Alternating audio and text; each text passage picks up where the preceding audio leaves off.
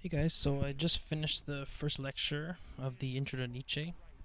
I think it's really cool. I got like 7 pages of notes so far. I usually like to do like a bunch of notes.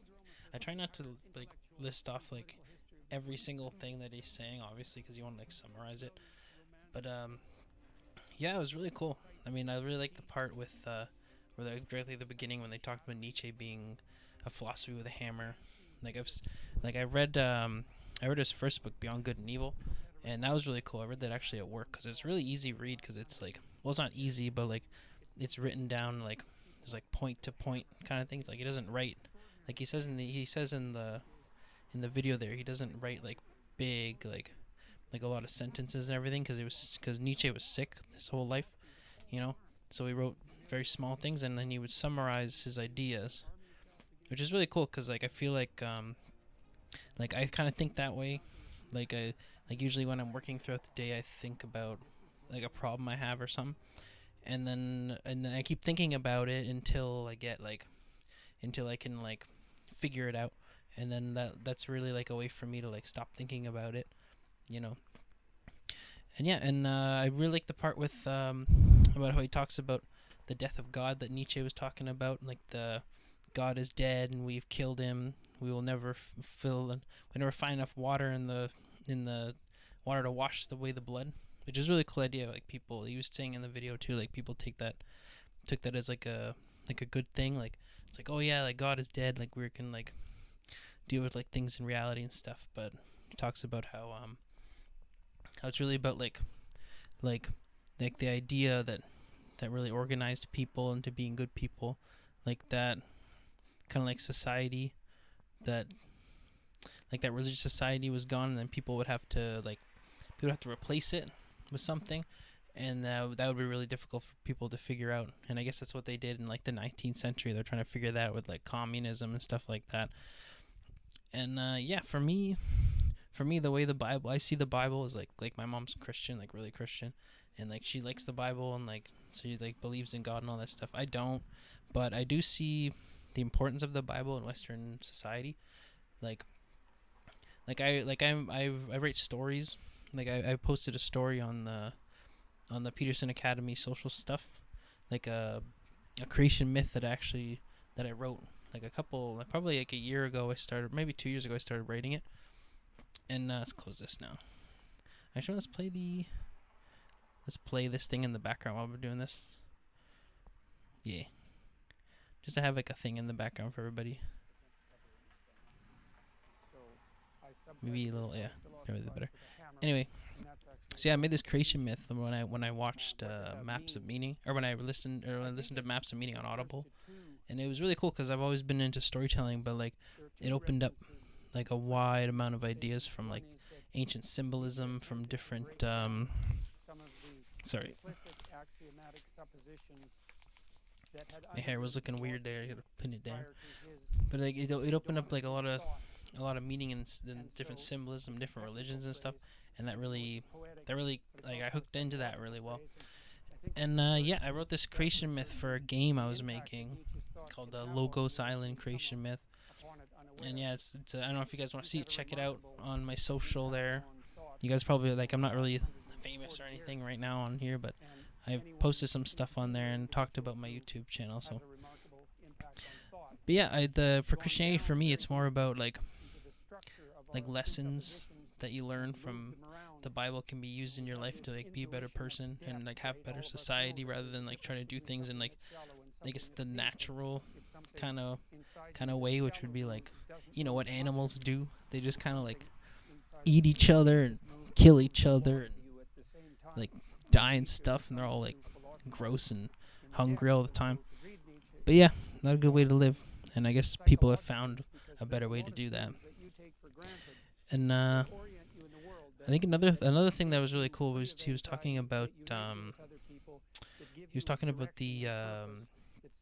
Friedrich Nietzsche talking about Christianity himself, how it's like it's a really good thing for people, but then the systematic sorry, I'm being distracted by this video. I was gonna turn it off. Get this out of the way. So yeah, I was talk about Nietzsche's look on Christianity and how it's like the systematic Christianity was the source of slave mentality, like people kind of like being secure. From what I take of it, was people kind of being more secure and like following somebody and knowing that there's like other orders above them, like trying to keep them safe. At least that's what I see from it. And then seeing like another way Christianity you can look at it is like it's a way to it's a way to be to make the world better. I guess that's what I see it as. But yeah, and speaking of Nietzsche again, like the biography of Nietzsche, that was a really cool part. I like that. Like it wasn't just like the first video really centered on like who he was towards the end. Towards the middle part, the end part was more of like a timeline of what was going on in the world, like when he was alive, like the Industrial Revolution and all these different wars are going on, and like how war changed from like horse cavalry to like machine guns and stuff, and how it turned like one person on a horse. You give him a gun, and all of a sudden he's like a whole army. Like that's his worth at that point. And yeah, I really found that really cool because like you learn, I guess you learn stuff like that nowadays in passing. Like if you really like history and all that. But it's really cool to see how much the world changed in like 50 years. Like from literally like people starving in different countries, and all of a sudden the Industrial Revolution kicks up, and then it's like America, especially like the Americas, like taking over the world pretty much, or just starting to take over the world, I guess. But anyway, like while that was happening, Nietzsche was growing up, and so he was sick a lot of his life, which is like wow, like I don't know what I would do if I was sick the rest of my life. I wouldn't be this, like I would suck. I don't know, but like maybe I would, but yeah. So Nietzsche, he was known as a saint, even though he was really sick all the time. He always tried to like be good to the people around him, and he was known for being a nice person, and they called him the saint. And yeah, and then he actually got I forget what university it said. It's in my notes, but I'm not gonna like look into it. But he got an honorary doctorate for I'm gonna look at my notes. Let's see here. He got a doctorate by Leipzig University in March, and he held the chair of classical philology, studying Greek and Latin. In 1879, in 1879 he resigned. I don't know why. I guess we'll find out. Maybe he said it or something. Maybe I missed it. And then in 1880 he collapsed from paralysis. So he already resigned. So I don't know what happened. He resigned from this honorary doctorate that he got. I guess like his ideas freaked him out or something. People say that he drove himself crazy, but apparently that's not true. I want to look into that. And then he collapsed with paralysis and had vascular dementia. I mean, I know about branular dementia. I don't know how you're like you forget stuff or something, but how do your like blood veins forget? They forget how to pump blood or something. I don't know. And then so I really like the parts about like not only like learning about Nietzsche's ideas, but like his life. It was really cool. So I'm just going through my notes, and mainly too is there's some books that I've written down that I want to check out. By Friedrich Nietzsche's Beyond Good and Evil. That one I have on Audible already. I think that one's really cool.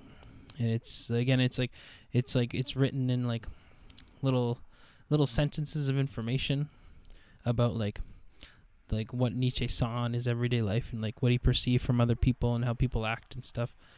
But like it's little sentences, but like they're really there's so much information packed in there, so much stuff you could know. Like you could read it once and then get certain things, and then read it again and get totally other things.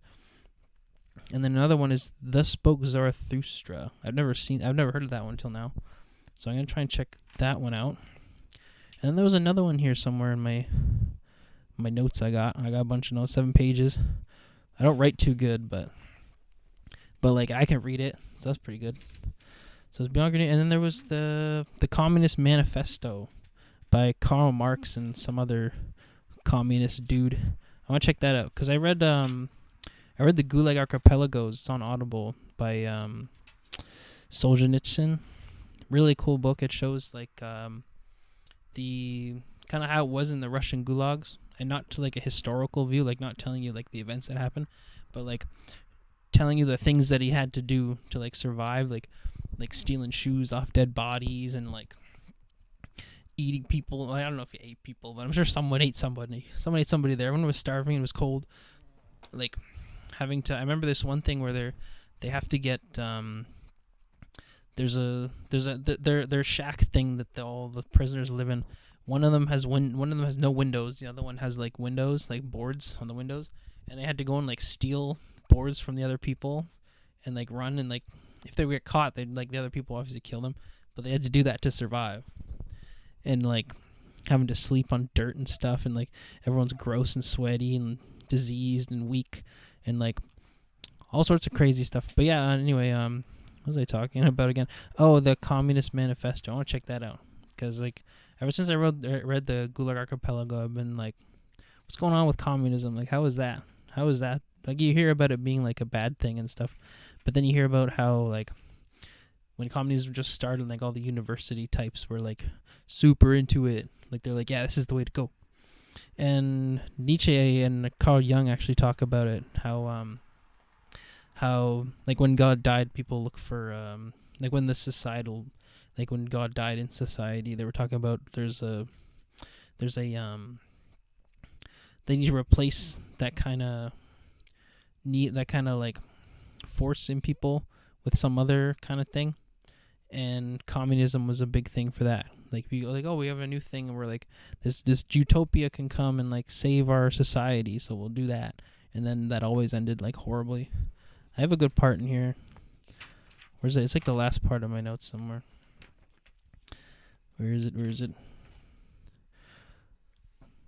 Well, actually, you know what? Can't find it.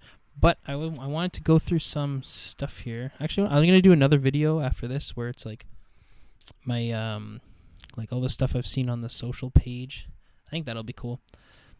But yeah, that's my video for after I've done the first lecture in Intro to Nietzsche. Thanks guys for watching. See you in the next one, I guess. Whatever YouTubers usually say after a video. Shoop de whoop. Anyway, bye.